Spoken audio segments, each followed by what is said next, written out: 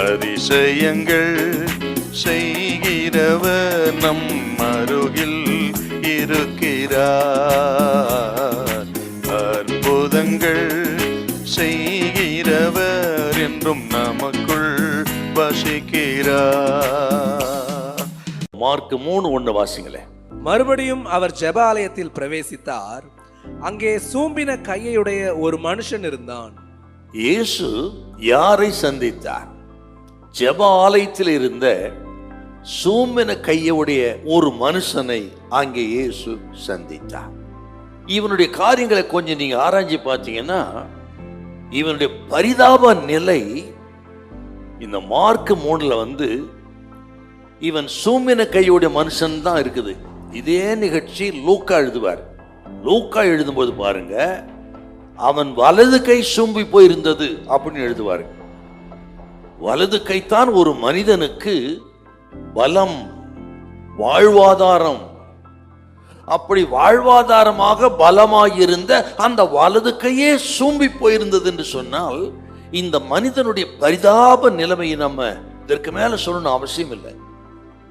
இப்படி நீங்கள் ஆவிக்குற நிலைமையில யோசிச்சு பார்த்தீங்கன்னா, வலது கை என்பது தேவனிடத்திலிருந்து பெற்றுக்கொள்கிற கை. தேவனிடத்திலிருந்து ஆசீர்வாதங்களை பெற்றுக்கொள்கிற அந்த கையே முடங்கி போய் சூம்பி போயிருந்தால், அந்த மனிதனுடைய பொருளாதார நிலைமையாகட்டும், ஆவிக்கு நிலைமையாகட்டும் எத்தனை பரிதாபமா இருக்கு. ஆண்டவரே என்று துதிக்கிற கை அல்லவா, ஆண்டவரே எனக்கு தாரும் என்று ஜெபிக்கிற கை அல்லவா, ஆண்டவருக்காக எதையாக செய்யணும் கொடுக்கணும் என்று சொல்லி நீட்டப்படுகிற கையல்லவா, அந்த கை சூம்பி போயிருந்தால் அவன் ஆவிக்குரிய ஆசீர்வாதத்தையும் பெற முடியாது, உலக ஆசீர்வாதத்தையும் பெற முடியாது என்றால், ஆவிக்குரிய பூமிக்கு சகல நிலைகளிலும் தரித்திரப்பட்ட ஒரு மனிதன் ஆண்டவரே தாரும் என்று கேட்கக்கூடிய அந்த வலது கையே சூம்பி போயிருக்கிறத அவனை ஆண்டவர் கண்டார். அதே ஜெபாலயத்தில் இப்படி எழுத்தின்படி கை சூம்பி போகாம இருந்தாலும் மனதளவிலே சூம்பி போனவர்கள் இருந்திருப்பார்கள், இருதயத்தில் சூம்பி போனவர்கள் இருந்திருப்பார்கள். இப்படி சோர்ந்து போனவர்கள், நம்பிக்கையற்றவர்கள், இதற்கு மேல் என்னால் ஒன்றுமே செய்ய முடியாது என்று கடைசி நிலைமைக்கு வந்தவர்கள். இவர்கள் தாங்க ஆவிக்கிற நிலைமை இருதயத்திலே அவர் சூம்பி போனவர்கள்.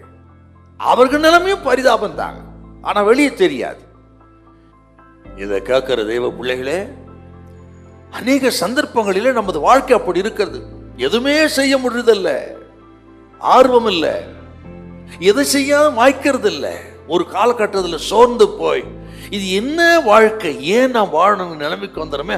அவர்கள் தான் இருதயத்திலே சும்மினவர்கள். அவர்களை ஆண்டு சும்மா விடுறதில்லைங்க.